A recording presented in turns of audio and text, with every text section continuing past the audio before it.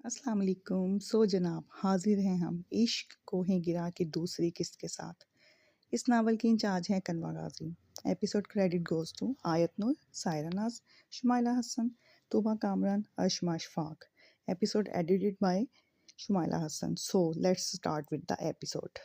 ہوتی ہے تیرے نام سے وحشت کبھی کبھی، برہم ہوئی ہے یوں بھی طبیعت کبھی کبھی. ہے دل کسی نصیب یہ توفیق اضطراب، ملتی ہے زندگی میں یہ راحت کبھی کبھی. تیرے کرم سے اے علم حسن آفری، دل بن گیا ہے دوست کی خلوت کبھی کبھی. جوشے جنوں میں درد کی طغیانیوں کے ساتھ، اشکوں میں ڈل گئی تیری صورت کبھی کبھی. تیرے قریب رہ کے بھی دل مطمئن نہ تھا، گزری ہے مجھ پہ یہ بھی قیامت کبھی کبھی. کچھ اپنا ہوش تھا نہ تمہارا خیال، یوں بھی گزر گئی شب فرقت کبھی کبھی. اچھے دوست ہم نے ترک محبت کے باوجود، محسوس کی ہے تیری ضرورت کبھی کبھی. آج 10 سال بعد سیال ایک میز کے گرد جمع تھے. انیزہ لاٹ سے ایک ایک چیز اٹھا کر ذوالیدین کے آگے رکھ رہی تھیں جب اچانک جہاں زیب سیال نے چائے کا کپ میز پر رکھتے ہوئے بے دلی سے تبصرہ کیا، آج چائے میں وہ بات نہیں جو روز ہوتی ہے. چائے کا کپ پرے کھسکا کر اب وہ نیپکن سے منہ صاف کر رہے تھے، یعنی مزید چائے پینے کا موڈ نہیں تھا. ان کے انداز پر ذوالیدین کے سامنے چائے رکھتی انیزہ کے چہرے پر ایک بھرپور مسکراہٹ ڈوری تھی. اپنی لاڈلی کے ہاتھ کی چائے جو پیتے ہیں، اب بھلا کہاں سواد آئے گا آپ کو؟ انیزہ نے ان کے چہرے پر نگاہیں جما کر خوش دلی سے جواب دیا. ان کے تبصرے پر جہاں جہاں زیب سیال کے چہرے پر ایک گہری مسکراہٹ آئی تھی، وہیں ذوالیدین کا چائے کی طرف بڑھتا ہاتھ ایک پل کو تھما، مگر اگلے ہی پل وہ ضبط کرتے ہوئے کپ منہ سے لگا گیا. میں آپ سے پوری طرح متفق ہوں بابا جان، سائرہ کے ہاتھ کی چائے کا اپنا ہی مزہ ہے. صبح صبح ایک چائے کا ایک گھونٹ ہی آپ کی ساری سستی بھگانے کو کافی ہوتا ہے. بات سائرہ کی تعریف کی ہو اور ایبک سیال پیچھے رہے، یہ تو ممکن ہی نہیں تھا. ذوالیدین نے اس کے تبصرے کو ناگواری سے چائے کے گھونٹ کے ساتھ اندر اتارا، لیکن اب اسے اپنے منہ میں کڑواہٹ سی گھلتی محسوس ہو رہی تھی. یکدم اس کا دل ہر چیز سے اچاٹ ہوا. چائے کا ادبرا کپ میز پر رکھتے ہوئے اس نے ناشتے سے ہاتھ کھینچ لیا. ویسے تو تم ہمیشہ ہی بونگیاں مارتے ہو، مگر اس وقت تم نے کروڑوں کا سچ بولا ہے ایبی. ہم خوش ہوئے. امان نے دونوں ہاتھ اٹھا کر شاہانہ انداز میں اپنے بھائی کی ہاں میں ہاں ملائی. ذوالیدین نے لب بینچے میز پر ایک نظر دوڑائی. جس لڑکی کا ذکر وہ اس گھر میں کسی بات کے آخر میں سننا بھی گوارا نہ کرتا، وہ تمام گھر والوں کی گفتگو کا اولین حصہ تھی. وہ یہاں نہ ہو کر بھی ادھر ان کے پاس ہی تھی، جہاں زیب سیال کے برابر رکھی خالی کرسی نے گویا اسے منہ چڑھایا ہو. بابا جان، میں آج ہی پارٹی آفس کا دورہ کرنا چاہتا ہوں. وقت کم ہے، بہتر یہی ہے کہ جتنی جلدی ہو سکے ہم الیکشن کمپین شروع کر دیں.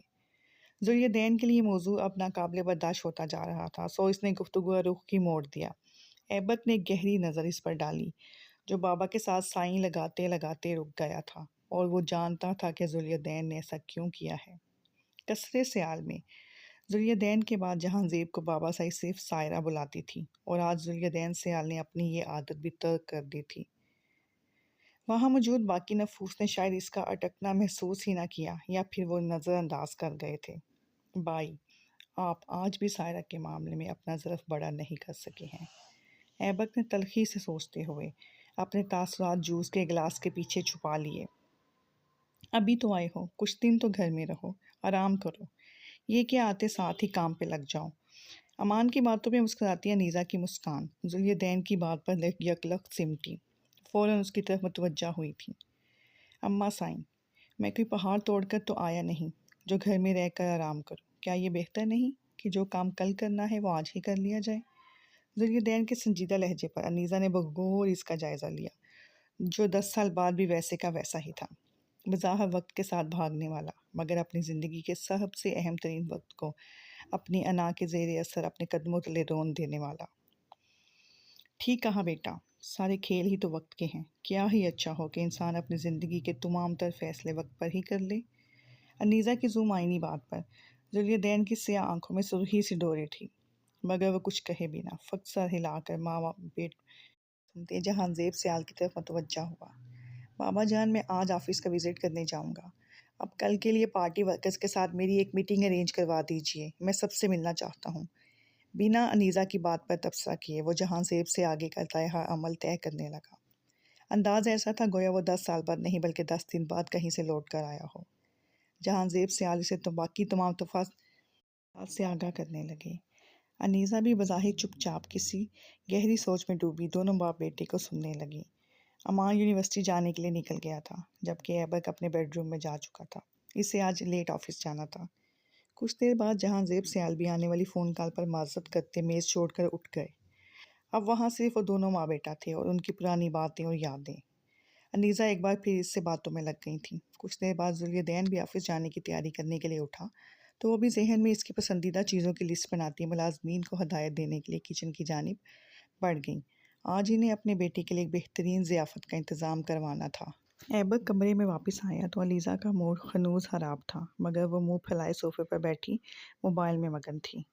क्या हुआ जाने मन, अब तक नाराज़ हो?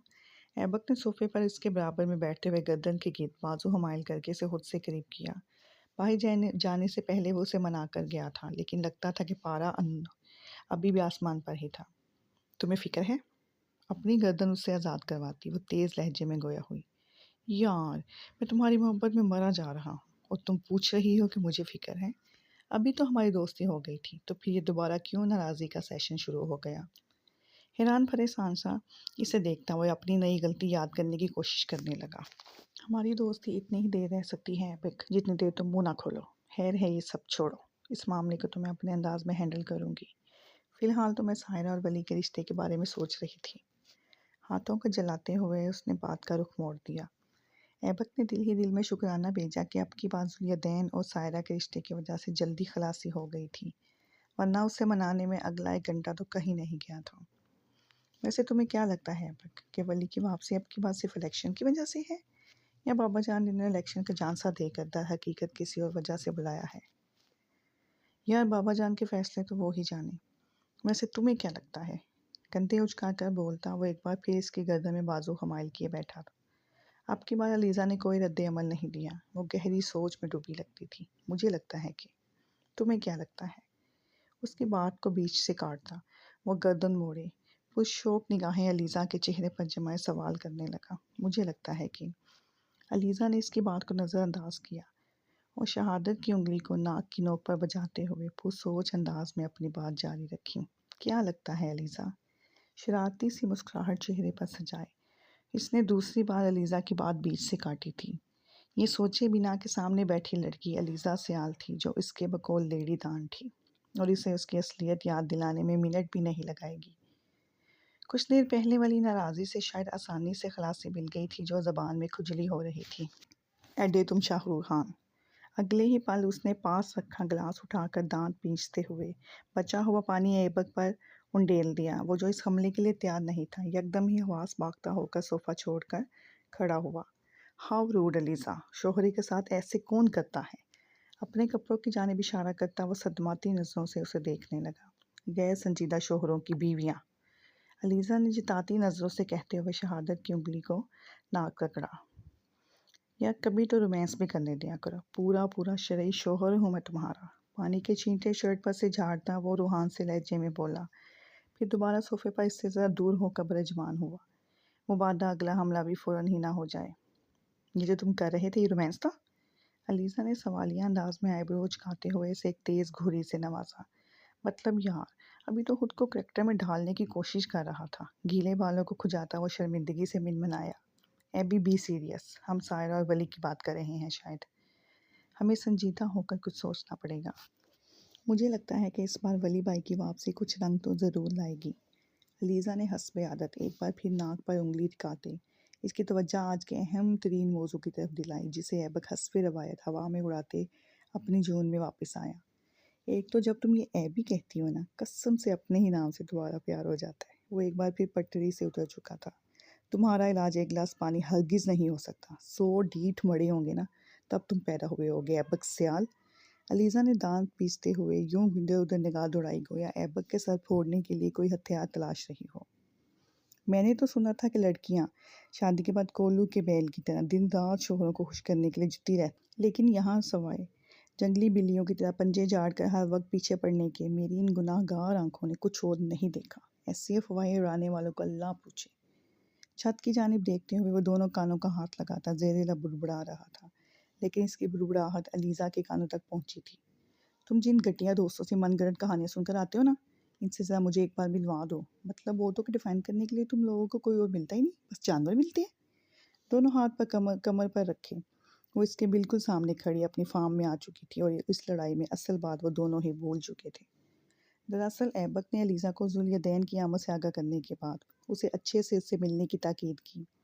وہ تاکید کیسے تکرار بنی یہ ان دونوں کو بھی یاد نہ ہوگا، مگر ایک بات علیزہ کے ذہن سے محو نہ ہوئی تھی کہ وہ ذوالدین کو اتنی آسانی سے ان کی شادی میں شمولیت نہ کرنے پر بخشنے والی تو نہیں تھی، اور وہ بحث اب سائرہ اور ذوالدین کے رشتے کی فکر پر آنٹ ہے۔ لیزا ڈیئر، میں نے تو بس ایک مثال دی تھی یار، میری اتنی مجال کہ میں مسز علیزہ سیال کی شان میں ایسی گستاخی کر سکوں۔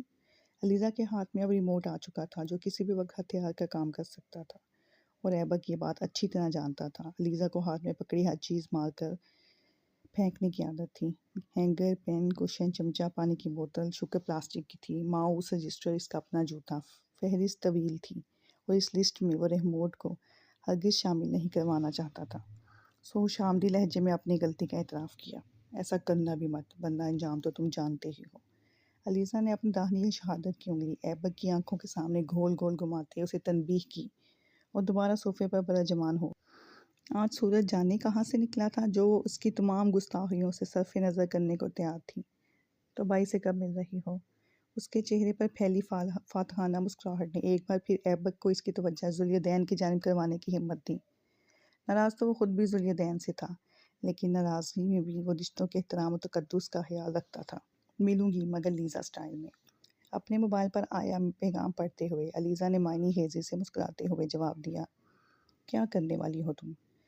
ایبک نے مشکوک نظریں اس کے چہرے پر گاڑتے ہوئے پرتجسس انداز میں دریافت کیا۔ علیزہ کے پلانز ہمیشہ ہی خطرناک ہوتے تھے، اور اس سب کی پایہ تکمیل تک گردن ہمیشہ ایبک سیال کی ہی پکڑ میں آتی تھی، اس لیے اسے تشویش شروع ہو گئی تھی۔ لویزا کو ذوالدین سیال کے الیکشن کمپین کے لیے ہائر کر لیا گیا ہے۔ وہ بہت خوش تھی، اس لیے ایک دفعہ سوال کرنے پر ایبک کو اس کی بات کا جواب مل گیا۔ یار لیزا، ہم سائرہ اور بھائی کے رشتے کی بات کر رہے ہیں، اور تم لویزا کو ان کے درمیان لا رہی ہو۔ جانتی بھی ہو کہ یہ کتنا رسکی ہو سکتا ہے، اور سب سے بڑھ کر آخر میں اس سب میں پھنسوں گا تو میں ہی۔ حسب توقع وہ اس کا پلان سن کر جھنجھلایا تھا۔ علیزہ ایک تیز نظر اس پر ڈالتی بنا کسی جواب کے ڈریسنگ روم کی طرف بڑھ گئی۔ وہ یقیناً پھر سے ناراض ہو چکی تھی۔ علیزہ کا من پسند مشغلہ۔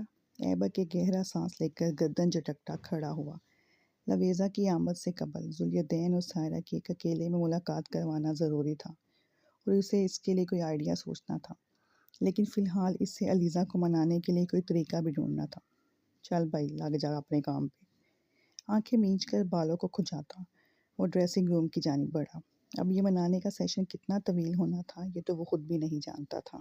ایک سہانی صبح قصر سیال پر اتری تھی۔ سورج کی نرم سی کرنوں نے قصر کو اپنے حصار میں لیا ہوا تھا۔ اندر موجود کھٹر پھٹر اور باتوں کی مدھم سرگوشیاں اس بات کا اندیا دے رہی تھیں کہ گھر کے مکین جاگ چکے ہیں۔ Hello mister Zuldin Sial, it's Lisa from L creations. سیاہ شلوار قمیض پر سیاہی چادر کندھوں کے گرد پھیلائے وہ پارٹی آفس جانے کے لیے تیار جہانزیب سیال کی بات سننے میں مگن تھا۔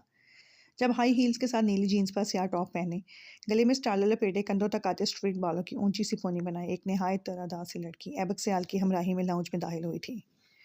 جہاں ذوالدین کی نگاہوں میں اسے دیکھتے واضح تحیر ابھرا تھا، وہیں دوسری جانب جہانزیب سیال کے چہرے پر ایک بھرپور مسکراہٹ پھیلی تھی جسے انہوں نے گردن جھکا کر مہارت سے دبایا۔ ذوالدین نے بھویں اچکا کر سوالیہ انداز میں ایبک کی جانب دیکھا جو محض شانے اچکا کر رہ گیا، گویا کہہ رہا ہو آپ کا کیا درا آپ ہی سمیٹیں، میں اس سب سے مبرا ہوں۔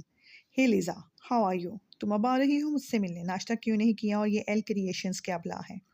بے تکلفی سے بولتے وہ چند قدم چلتا ہوا اس کے نزدیک آیا۔ وہ جانتا تھا کہ وہ اس سے ناراض ہے، لیکن وہ یہ تاثر دینا چاہتا تھا جیسے وہ انجان ہو اور ان کے درمیان سب کچھ پرفیکٹ ہو، جبکہ اس کے بے تکلفی سے بولنے پر لیزا کے ماتھے کے بلوں میں مزید اضافہ ہوا تھا۔ ایسے کیسے وہ اس کی ناراضگی کو یوں ہی ہوا میں اڑا سکتا تھا؟ مسٹر ذوالدین، میں یہاں آپ سے کام کی بات کرنے آئی ہوں، اور اپنے کلائنٹس کا مجھ سے بے تکلف ہونا مجھے بالکل بھی پسند نہیں۔ انگلی اٹھا کر تنبیہی انداز میں کہتی وہ مصنوعی خفگی کے مزید رنگ سے چہرے پر سجاتی صوفے پر بیٹھ گئی۔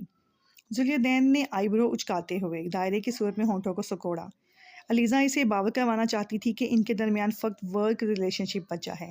جہاں زیب سیال اور ایبک خاموش تماشائیوں کا کردار نبھا رہے تھے، کیونکہ یہ لڑائی جن دو لوگوں کی تھی، انہیں یوں بھی اپنے کام میں کسی کی مداخلت پسند نہیں تھی۔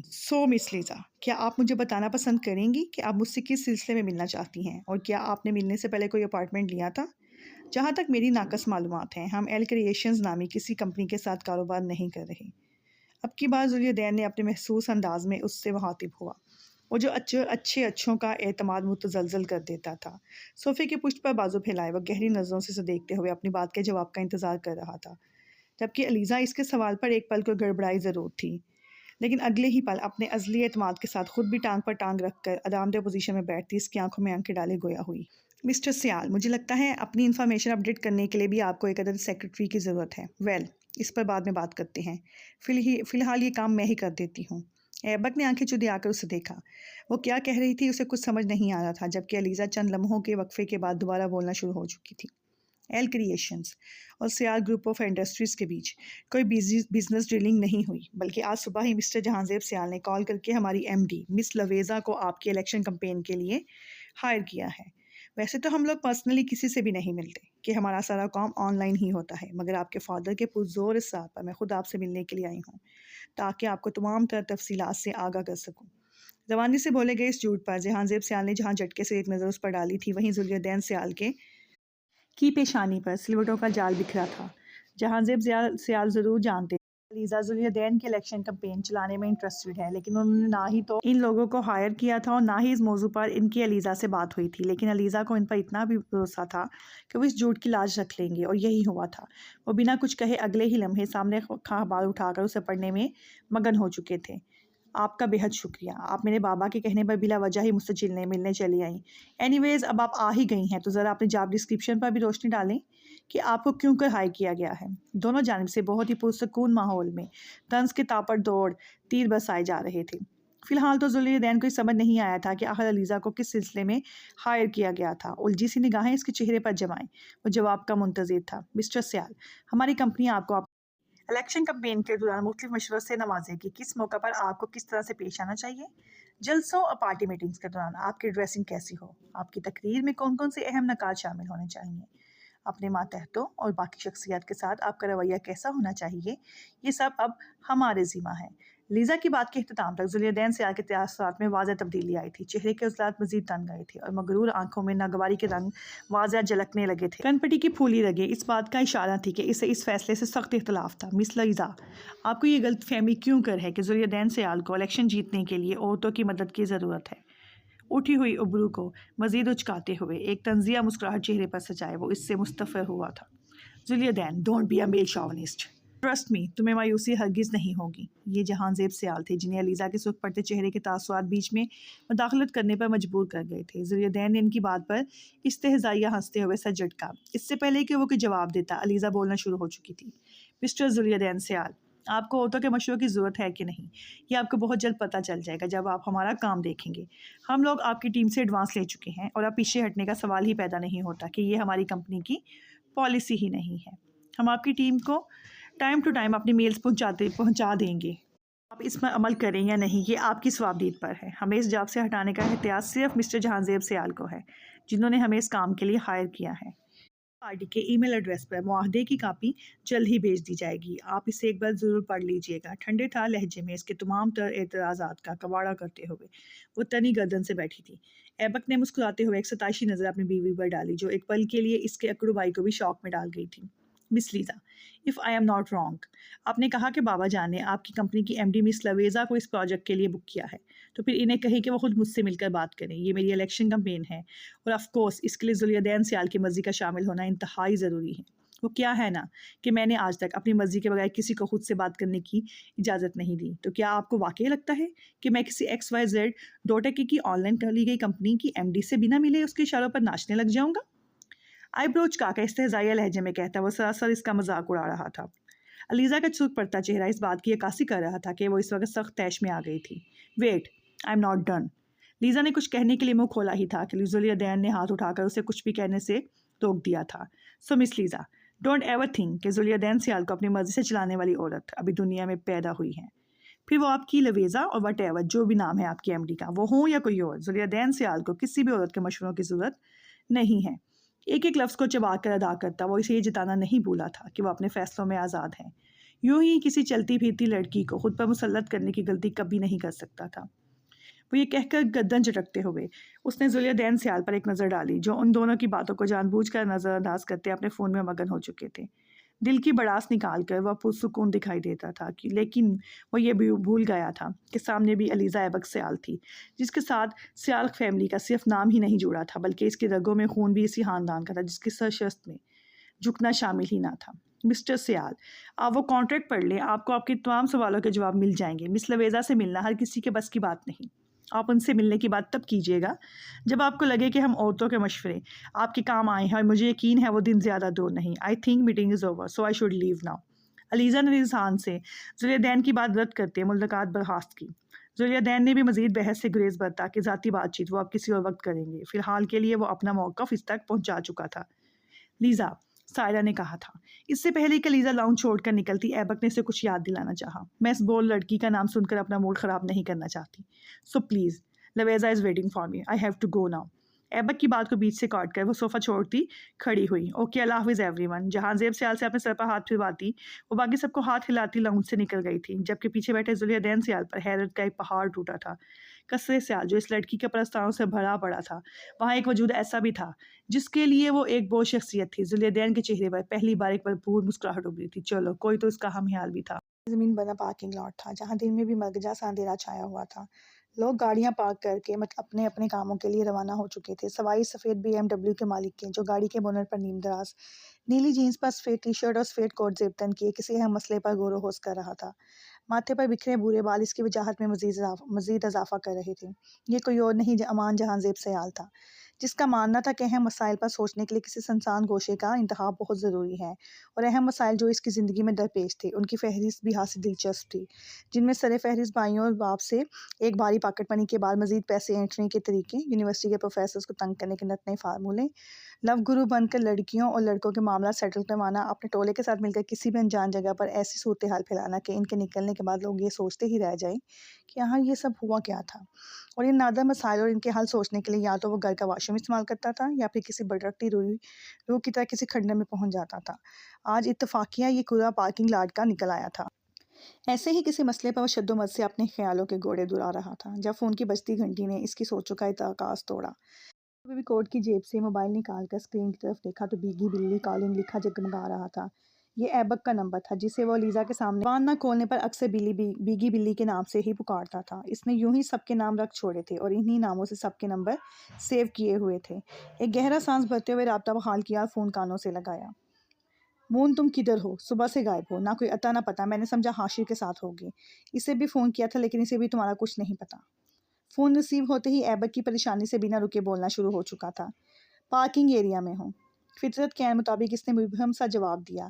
اس کے اتنے قیمتی ایٹمی راز پر وہ ہر کسی سے شیئر نہیں کر سکتا تھا۔ میرے بھائی، کون سے؟ کہاں کے پارکنگ ایریا میں ہوں؟ شہر میں بے شمار پارکنگ ایریا ہیں۔ ایبک نے جھنجھلاتے ہوئے اگلا سوال داغا۔ انسانوں کے پارکنگ ایریا میں۔ اس دفعہ پھر الٹا جواب دیا گیا تھا۔ مون، میرے دماغ کی لسی نہ بناؤ اور سیدھی طرح بولو کہ کدھر ہو۔ ایبک کو اس کی باتوں سے ہمیشہ خطرے کی بو ہی آتی تھی، کیونکہ مہینے میں 6-5 بار تو اس سے منسلک کوئی کہانی گھر کی ہاٹ ٹاپک بنی گھومتی رہتی تھی۔ اس کے لیے وہ اس کی گول مول باتوں میں آسانی سے نہیں آتا تھا۔ یار ایبی، میری بیوی نہ بن، بلکہ اپنی بیوی کو منانے کی فکر کر۔ مجھے پتا ہے لیزا تجھ سے ناراض ہے۔ ہیں؟ تمہیں کیسے پتا؟ ایبک نے حیرت سے سوال کیا۔ وہ حیران تھا کہ ان کے بیڈ روم کی باتیں باہر کب سے نکلنے لگیں۔ ہا ہا ہا ہا، ویسے ہی کہا تھا، کیونکہ ہفتے میں 10 دن تو وہ ناراض ہی رہتی ہے۔ امان نے فلک شگاف کہکہا لگاتے ہوئے اس کا مذاق اڑایا۔ ایبک کا بس نہیں چلا کہ فون میں گھس کر اس کا سر پھاڑ دے، جبکہ امان گفتگو کا رخ موڑ کر اسے گھمانے میں کامیاب ہو چکا تھا۔ بکواس مت کرو اور جلدی گھر پہنچو، بابا جان اور بھائی آ گئے ہیں اور تمہارا پوچھ رہے ہیں۔ اپنی خجالت میں چھپاتے وہ اصل مدعے کی طرف آیا، جبکہ ایبک کی بات پر امان چونک کر گاڑی کے بونٹ سے اٹھا۔ یا فون ایئرپلین موڈ پر لگا تھا۔ بھائی ناراض تو نہیں ہے؟ وہ جو اب تک ایبک کی باتوں کو ہنسی میں اڑا رہا تھا فوراً لائن پر آیا تھا، جبکہ اس کے جواب پر ایبک کا ماتھا ٹھنکا تھا۔ اب یہ فون کس خوشی میں ایئرپلین موڈ پر لگا تھا۔ یار ایبی، ساری باتیں یہی کر لو گے یا گھر جانے کی اجازت ہو مجھے؟ دیکھنا، بھائی کو بولوں گا کہ تم نے باتوں میں اتنا وقت ضائع کروایا ہے کہ اس لیے گھر لیٹ پہنچا ہوں۔ اس کے استفسار پر وہ جھنجھلاتے ہوئے گاڑی کی چھت پر سے کودا۔ ایبک سے وہ لاکھ منہ کر لے، لیکن ذوالدین سیال کا ہمیشہ سے اس پر ایک روب تھا اور اس کے سامنے جواب دہی سے اس کی جان جاتی تھی۔ اس سے پہلے کہ ایبک اسے کوئی جواب دیتا، اس نے فون کاٹ کر دوبارہ کوٹ کی جیب میں ڈالا اور اب گھر پر سنانے کے لیے ایک نئی کہانی گھڑنے لگا کہ سامنے سے ایک اور گاڑی پارکنگ ایریا میں آتی دکھائی دی۔ اگلے ہی پل اس کے چہرے پر ایک شرارتی مسکراہٹ نمایاں ہوئی۔ کچھ دیر پہلے والی فکر کو بھلا کر وہ اپنے پلان پر عمل کرنے کے لیے تیزی سے دوبارہ گاڑی کی چھت پر نیم دراز ہو گیا۔ کچھ دیر بعد وہ گاڑی آ کر اس کی گاڑی کے دائیں جانب رکی اور اس میں سے کچھ لڑکیاں باہر نکلیں۔ ان کی نظر امان پر نہیں گئی تھی۔ وہ ہنستے ہوئے ایک دوسرے سے گفتگو میں مشغول ڈگی سے کچھ سامان نکال رہی تھیں۔ جیسے ہی انہوں نے ڈگی کا دروازہ بند کیا، امان نے کسی چھلاوے کی طرح اچانک گاڑی سے چھلانگ ماری اور ان لڑکیوں کے قدموں میں گر گیا۔ اس اچانک آفت سے ان سب کی چیخیں پارکنگ ایریا میں گونجی تھیں، لاش لاش لاش۔ کانوں پر ہاتھ رکھے وہ زور زور سے آوازیں لگانے لگی، کیونکہ امان کے کوٹ پر موجود لال نشان کو وہ خون کا دبا سمجھ رہی تھیں، جسے اس نے کچھ دیر پہلے ہی بیگ سے لال مال کر نکال کر لگایا تھا۔ اس سے پہلے کہ دل دوز چیخوں سے مال کے گارڈ جس طرف آ جاتے، وہ مسکراتے ہوئے اٹھ کر ہاتھ جھاڑتا ان کے سامنے بیٹھ گیا۔ تم زندہ ہو؟ ایک لڑکی نے پوری آنکھیں کھول کر حیرت سے اس کی جانب دیکھتے ہوئے سوال کیا۔ امان نے بنا جواب دیے ایک بھرپور مسکراہٹ اس کی جانب اچھالی اور خاموشی سے اپنی گاڑی میں بیٹھ کر اسے زن سے بگا کر لے گیا۔ پیچھے کھڑی وہ لڑکیاں ہنوز بت بنی ہوئی تھیں۔ انہیں سمجھ نہیں آ رہا تھا کہ آخر کچھ دیر پہلے ہوا کیا تھا اور کیا لاش بھی ڈرائیونگ کر سکتی ہیں، لیکن فی الحال وہ کچھ بھی سمجھنے سے قاصر تھیں، کیونکہ امان سیال تو ویسے بھی کسی کی سمجھ میں آنے والی چیز ہی نہ تھا۔ یہ محترمہ ابھی تک جاگ رہی ہیں؟ ذوالدین ہاتھ میں پکڑی گھڑی پر ایک نظر دوڑاتے ہوئے بڑبڑایا، لہجے میں بلا کی حیرت سمائی ہوئی تھی۔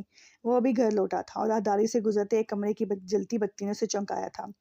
کمرے کا دروازہ تھوڑا سا کھلا تھا اور آدھ کھلے دروازے کی درد سے سائرہ بیڈ پر بیٹھی نظر آ رہی تھی۔ چلو آج تم سے بھی دو دو ہاتھ کر لیے جائیں، استہزائیہ سوچ کے ساتھ ہی سیڑھیوں کی طرف جانے کا ارادہ ترک کر کے وہ سائرہ کے کمرے کی جانب مڑ گیا۔ دروازے کے قریب پہنچ کر ایک پل کو رک کر سوچا کہ پلٹ جانا چاہیے، کیونکہ بلا وجہ سے منہ لگا کر سر پر چڑھایا جائے، جسے سوائے رونے اور ہکلانے کے دوسرا کام نہیں آتا۔ دروازے کے ناب کو چھوڑتا وہ پلٹنے ہی لگا تھا، لیکن اگلے ہی پل نہ جانے کس خیال کے تحت دروازے پر دستک دیتے ہوئے پورا دروازہ کھول دیا۔ ان سے گود میں لیپ ٹاپ جمائے کسی کام میں مصروف تھی۔ کھلے سنہری بال چہرے کے اطراف میں بکھرے تھے۔ اس بے وقت ہونے والی دستک کی آواز پر وہ چونکی اور اگلے ہی پل سامنے نظر آنے والے چہرے پر نگاہ پڑتے ہی چلتے ہاتھ ایک دم ساکت ہوئے تھے۔ بے ساختہ ہی دیوار گیر گھڑی کی جانب نظر اٹھائی تو وہ 3:30 بجانے والی تھی۔ بوکھلاہٹ کے عالم میں لیپ ٹاپ کی سکرین فولڈ کر کے تیزی سے ادھر ادھر نگاہ دوڑاتے ہوئے دوپٹہ تلاش کیا۔ سچ شکر کہ وہ قریب ہی رکھا ہوا مل گیا۔ دوپٹہ سر پر جما کر اب وہ لیپ ٹاپ گود سے بیڈ پر منتقل کر رہی تھی، جبکہ مقابل کھلے دروازے سے ٹیک لگائے دونوں ہاتھ بازو پر باندھے کھڑا بغور اس کی تمام حرکات و سکنات ملاحظہ کر رہا تھا۔ کچھ چاہیے تھا آپ کو؟ بیڈ سے اترتے ہوئے اس نے بوکھلاہٹ سے سوال کیا۔ ذوالدین کو اس وقت اپنے سامنے پا کر اس کا اعتماد ریت کی مانند بکھرنے لگا تھا۔ وہ تو ابھی اپنی صبح والی ملاقات کے اثر سے ہی باہر نہ نکلی تھی کہ وہ اس کے کمرے تک آ گیا تھا۔ ہاں بالکل، اس کا یوں سٹپٹانا، ہکلانا، جھجکنا ذوالدین سیال کو ناگوار گزرا تھا کہ اسے پورے اعتماد، کانفیڈنٹ، آنکھوں میں آنکھیں ڈال کر بات کرنے والی لڑکیاں پسند تھیں، لیکن افسوس گھر والوں نے اس کے لیے شریک حیات چنتے وقت اس کی پسند کا ذرا برابر خیال نہیں کیا تھا۔ کیا؟ سائرہ حیران ہوئی کہ رات کے تیسرے پہر اس شخص کو کون سی ضرورت اس کے کمرے تک آنے پر مجبور کر گئی تھی، جبکہ اسے تو اس کی شکل تک دیکھنا گوارا نہیں تھا۔ ذوالدین نے بغور اس کے سراپے کو دیکھا، جو مضطرب اور کنفیوز سی ہاتھ کی انگلیاں مروڑ رہی تھی۔ نہ جانے کیا سوچ کر وہ اس کی جانب بڑھا۔ تم سے ملنے کی چاہ تھی، معنی خیز لہجے میں کہتا وہ اس کی جانب قدم بڑھانے لگا۔ کاک سے کہے گئے جملے پر سائرہ نے سر بٹا کر اس کی جانب دیکھا۔ یہ الفاظ، یہ انداز، اس وقت ذوالدین سیال کس کے کمرے میں موجود کی؟ کیا مطلب تھا اس سب کا؟ ابھی صبح ہی تو وہ آیا تھا اور اب اس کا یوں اس کے کمرے میں آنا کیا معنی رکھتا تھا؟ کیا وہ بھول گیا تھا کہ 10 سال پہلے سائرہ کو لے کر اس کے خیالات کیا رہے تھے؟ آپ پلیز جائیں یہاں سے، کسی نے دیکھ لیا تو آپ کی یہاں موجودگی کے ہزاروں غلط مطلب نکال لیے جائیں گے۔ اس کی نگاہوں کی تپش اپنے چہرے پر محسوس کرتی وہ جو منہ میں آیا بول گئی۔ کوشش کے باوجود بھی وہ اپنی آواز کی لرزش پر قابو نہیں پا سکی تھی۔ اس کی لرزتی آواز، کپکپاتے ہونٹ، جھلملاتی پلکیں، رنگ بدلتا چہرہ، اضطراری کیفیت میں مسلی جانے والی ہتھیلیاں مقابل کے زیرک نگاہوں سے پوشیدہ نہیں رہ سکی تھیں۔ جس کو جو مطلب نکالنا ہے نکالنے دو، محرم ہو تم میری، کوئی روک سکتا ہے تو روک کر دکھائے۔ اس رشتے کی سخت مخالفت کرنے والے کا آج لہجہ اور انداز بالکل بدلے ہوئے تھے۔ سائرہ اسے بڑھتا دیکھ کر فاصلہ بڑھانے کو پیچھے ہونے لگی۔ وہ جانتی تھی کہ شاید ان لمحوں کا فسوں تھا جو وہ پتھر دل آج نرم پڑنے لگا تھا، لیکن اسے پتا تھا کہ یہ صرف وقتی جذبات ہیں۔ اس لیے ان جذبات پر بند باندھنا ضروری تھا۔ دوسری جانب ذوالدین کے لبوں پر اسے پیچھے ہٹتے دیکھ کر استہزائیہ مسکراہٹ جھلکی، جسے وہ فوراً چھپا گیا۔ البتہ اپنے قدم نہیں روکے تھے۔ سامنے موجود لڑکی کے چہرے کے اٹھتے رنگ اسے مزہ دینے لگے تھے، وہ جو صرف اسے تنگ کرنے کی خواہش میں یہاں تک آیا تھا۔ سائرہ کی گھبراہٹ نے اس کی یادوں کے پردے پر بے طرح سے دستک دی تھی۔ پچھلے 10 سالوں میں اپنے گھر والوں سے دور وہ صرف اس لڑکی کی وجہ سے رہا تھا، تو پھر اس کے خیال میں کچھ حساب ابھی چکتا کر لینے میں کوئی مذائقہ نہیں تھا۔ فاصلہ بڑھانے کی اس کوشش میں وہ سائرہ دیوار سے جا لگی۔ جب مزید پیچھے ہونے کی گنجائش نہ بچی تو اس نے سٹپٹا کر پہلے دیوار کی جانب دیکھا اور پھر سامنے۔ اسی اثنا میں ذوالدین اس کے بالکل قریب پہنچ چکا تھا۔ کیا ہوا؟ مجھ سے بچنے کی خاطر بات توڑ کر دوسرے کمرے میں چلی جاؤں گی؟ اس کی آنکھوں میں ابھرتی خوف کی لہر دیکھتے وہ طنزیہ گویا ہوا۔ سائرہ کی آنکھوں میں بے بسی کے باعث نمی سی چھلکنے لگی تھی۔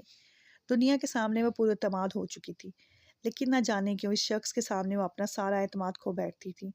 اسے خود بھی علم نہیں تھا کہ ذوالدین سیال کو سامنے دیکھ کر اسے کیا ہوا تھا۔ یہ شاید اس کی غیر متوقع آمد کا اثر تھا کہ اس کی موجودگی میں خود پر، اپنی جھجک اور گھبراہٹ پر قابو پانا اس کے لیے ناممکن ترین امر بن گیا تھا۔ وہ تیزی سے دھڑکتے دل کو سنبھالنے کی کوشش میں ہلکان ہو رہی تھی۔ یہ تمہاری زبان مجھے دیکھتے ہی گگھیا کیوں جاتی ہے؟ باقی سب سے تو بڑا ہنس ہنس کر باتیں بگاڑتی ہو۔ اسے کندھوں سے تھام کر اس بار اس نے قدر تیزی سے سوال کیا۔ لاشعوری طور پر اس کا دھیان صبح والے واقعے کی طرف گیا، جب وہ اپنی طبیعت کے متعلق ہر ایک کی تشفی کروا رہی تھی، مگر اسے مخاطب کرنا بھی گوارا نہ کیا تھا۔ ہاں، ذوالدین سیال کو خود کا دھتکارا جانا بھی پسند نہیں آیا تھا۔ ایک ایک کر کے اس کے جرائم کی فہرست سامنے کھلتی جا رہی تھی۔ پل بھر کو شکوہ کناں نگاہیں اٹھا کر اس کی جانب دیکھا، مگر وہ ایک پل سے زیادہ اس کی آنکھوں میں نہ دیکھ پائی تھی۔ سرمئی آنکھوں کا اٹھ کر جھکنا ہی قیامت کر گیا تھا۔ ذوالدین نے پہلی بار اتنے قریب سے اس قدر شفاف نگاہوں پر پلکوں کا یہ رقص دیکھا، اور وہ بری طرح سے گھائل ہوا تھا۔ سرمئی پانیوں میں تیرتے سرخ ڈورے اسے بےہود کیے دے رہے تھے۔ درشت لہجہ، کمال آنکھیں، فضا معطر جمال آنکھیں، یہ تیغ ابرو نہال آنکھیں، صدا نشیلی غزال آنکھیں، نگاہ قاتل خمار آنکھیں، جھکی جو ابرو سوال آنکھیں، یہ عشق ہجراں طواف خواہاں، طویل شامیں وصال آنکھیں، دراز پلکیں وصال آنکھیں، مصوری کا کمال آنکھیں، شراب رب نے حرام کر دی مگر کیوں رکھیں حلال آنکھیں، ہزاروں ان سے قتل ہوں گے خدا کے بندے سنبھال آنکھیں۔ ذوالدین پلیز۔ دل نے ہاتھ بڑھا کر اس کی پلکوں کو چھو کر دیکھنے کی خواہش کی، اور قریب تھا کہ وہ ان سرمئی ساغروں کے تلاطم میں ڈوب جاتا، مگر سائرہ کی کپ کپاتی سرگوشی نما آواز اسے دنیا میں واپس لائی تھی۔ وہ یہ ایک دم چونکتا ہوا پیچھے ہٹا۔ ہر وقت اس سے خار کھانے والا شخص اس کی قربت کے ان لمحوں میں کیسے پگھلنے لگا تھا۔ 10 سال دیار غیر میں گزار کر بھی وہ کبھی صنف مخالف سے متاثر نہ ہوا تھا، تو کیسے وہ اس عام سی لڑکی کی ذرا سی قربت سے پگھل سکتا تھا؟ نہیں، میں اتنا کمزور نہیں ہو سکتا۔ اپنے تمام تر جذبات کو جھٹلاتا وہ پھر سے اس کی جانب دیکھنے لگا۔ گزشتہ کچھ لمحات کو بھول کر اس نے سائرہ کے لیے اپنی نفرت کو یاد کیا، خود کو اس کی سرد مہری کو یاد دہانی کروانے کی کوشش کی، جو صرف سائرہ کے لیے مخصوص تھی۔ وہ اسے ایسی دبوں سی احساس کمتری کا شکار لڑکی کی جانب مائل نہیں ہو سکتا تھا۔ اسے اس لڑکی سے کوئی رشتہ نہیں بنانا تھا، نہ آج نہ آئندہ کبھی۔ اپنی گاہوں میں پھر سے وہی سرد پن دکھائی دینے لگا تھا۔ چند لمحے پہلے کے تمام تر جذبات ان آنکھوں سے غائب ہو چکے تھے۔ سائرہ حیران سی اس پل میں تولا پل میں ماشا شخص کو دیکھ رہی تھی، جو شاید گرگٹ کی طرح رنگ بدلنے میں ماہر تھا۔ کسی قسم کی خوش فہمی دل میں پالنے کی ضرورت نہیں ہے۔ تم اتنی اہم نہیں ہو کہ میرے لیے تم کے رات گئے تمہاری ضرورت پیش ہو۔ ابھی گھر لوٹا ہوں، تمہارے کمرے کی لائٹ جلتی دیکھی تو اس لیے اس جانب چلا آیا۔ بے تاثر لہجے میں بنا اس کی جانب دیکھے اس نے گویا اپنی یہاں موجودگی کی وضاحت دینی چاہی، اور اگلے ہی پل کچھ فاصلے پر رکھی کرسی کو اپنی ٹھوکر سے گراتا تیز قدموں سے چلتا اس کے کمرے سے نکل گیا۔ نکلتے وقت اپنے اندر کے علاوہ دروازے کو پٹکنے کی صورت میں باہر نکالنا وہ ہرگز نہیں بولا تھا۔ یا اللہ! سائرہ ایک زوردار چیخ کے ساتھ اٹھ کر بیٹھتے اپنے رب کا پکار گئی۔ اس کا دل زوروں سے دھڑک رہا تھا۔ یہ کیا تھا؟ اپنے آپ سے خود کلامی کرتے اس نے سائڈ ٹیبل پر دھرا پانی کا گلاس منہ سے لگایا۔ گٹاگٹ پانی پیتی وہ ابھی تک اس خواب کے زیر اثر تھی۔ آج سے پہلے دیکھے جانے والے خوابوں میں اس نے ذوالدین کو ہمیشہ خود پر چیختے چلاتے ہی دیکھا تھا، سو آج کا خواب اسے سچ میں خواص باختہ کر گیا تھا۔ تو کیا اس کا دل ذوالدین کی توجہ کا طالب تھا؟ اس سوچ کے آتے ہی منہ پر ہاتھ رکھتے اس نے نفی میں سر ہلایا۔ وہ بھی سنبھل بھی نہ پائی تھی کہ دروازے پر ہونے والی دستک نے اسے ایک بار بھی ہراساں کیا۔ دردیدہ نظروں سے दरवाजे की सिमत देखते हुए वो यूं खौफजदा नजर आ रही थी, गोया भाई खड़ा शख्स इधर से दिखाई दे रहा हो। मुसलसल अपने नाम की पुकार पर लामहला से उठकर दरवाज़ा खोलना ही पड़ा और सामने मौजूद हस्ती को देखते वो पलके झुका कर गई। रात की स्याही हर चीज़ को निगले आसमान पर तनकर फैली हुई थी। निसफ शब गुजर जाने के बायस एक मुहीब सन्नाटा था जो हद सू फैला हुआ था। ऐसे में कसरे सियाल में मौजूद सबके कमरों के दरवाजे बंद थे और अंधे जलते नाइट बल्ब की रोशनी दरवाजे की झुर्री से बाहर निकलती दिखाई दे रही थी। सिर्फ जुलिया दैन का कमरा था जो दूधिया रोशनी में नहाया हुआ था, क्योंकि वो इस पहर भी काम में मसरूफ था। कुछ उसे देर तक काम करने की आदत थी और दूसरा इसका जेट लैग चल रहा था। लैपटॉप से नज़र उठाकर घड़ी की जानिब देखा तो रात के 3:15 बजा रही थी। थकन के बायस उसे चाय काफ़ी की तलब शिद्दत से होने लगी। इस वक्त तो किसी मुलाजिम से भी मदद नहीं मिलने वाली। बेजारियत से सोचते हुए उसने एक गहरी सांस भरी, क्योंकि अमूमन तमाम ही मुलाजमिन इस वक्त अपने क्वार्टर में पाए जाते थे। चल भाई जुल्यदैन, आज अपनी मदद आप ही करनी पड़ेगी। आदत के मुताबिक रात के इस पहर भी आईने में अपना तनकीदी जायजा लिया और बालों में हाथ चलाता सीढ़ियां उतरता नीचे आया। ये कौन चीखा? वो जो चाय की तलब में किचन की तरफ जा रहा था। राहदारी में गूंजती आवाज़ जोरदार आवाज़ पर ठिठक कर रुका। आवाज़ की सीमत का तयन करते वो एक कमरे के दरवाजे के बाहर आन ठहरा, मगर वह कमरे के मकीन से लाइलम था। भाई, आप इधर क्या कर रहे हैं? जुल्यदैन, जो इसी शशोपंज में खड़ा था कि दरवाजे पर दस्तक दे या ना दे, अपने पीछे से उबरती ऐबक की आवाज़ पर वह चौंक कर पलटा। सामने ही वो हाथ में पानी का जग लिए खड़ा था। मेरे से अभी चीखने की आवाज़ आई है। जुल्यदैन की बात पूरी होते ही ऐबक तेज़ी से आगे बढ़ा। लगता है उसने फिर कोई ख्वाब देखा है। सायरा, सायरा। वो ऐबक की बात समझने की कोशिश कर रहा था जब इस नाम की पुकार पर वो शशद्र रह गया कि ये कमरा सायरा का था। वो वहाँ से चले जाना चाहता था, मगर न जाने क्यों जा नहीं पाया। ऐबक के पुकारने के कुछ पल बाद ही दरवाज़ा खुला और सायरा का हवाइयाँ उड़ा चेहरा चौखट पर नमोदार हुआ। जुल्यदैन ने इसका खुद को देखकर घबराते हुए नजरें झुकाना बखूबी महसूस किया था। क्या हुआ? तुम ठीक हो? बाई ने कहा कि तुम चीही थी। ऐबक की बात पर सायरा का दिल चाहा कि वो ज़मीन में समा जाए। क्या ज़रूरी था कि वो ही शख्स इसके दरवाजे पर आता? हाँ, नहीं नहीं, बस हाँ, वो असल में काकरोच आ गया था कमरे में। उसकी बात पर जुल्यदैन की निगाहों में वाज़िया नागवारी उभरी। बेवकूफ़ लड़की, उसने तनफ्फुस से सर झटका, जबकि ऐबक ने अचंभे से सायरा को देखा, जो निगाहें झुकाए झूठ बोल रही थी। सायरा और काकरोच से डर जाए, ये उसके लिए एक नई बात थी। उसने बगौर इसके चेहरे का जायज़ा लिया और अगले ही पल समझ गया कि इसने ऐसा क्यों कहा। इसे अब उस झूठ का पर्दा रखना ही था। किधर है? मैं भी मार देता हूँ। मसनूई फ़िक्रमंदी अपने चेहरे पर तारी करते हुए कमरे में दाखिल होने लगा। जुल्यदैन ने बारी बारी एक निगाह इन दोनों के चेहरे पर डाली।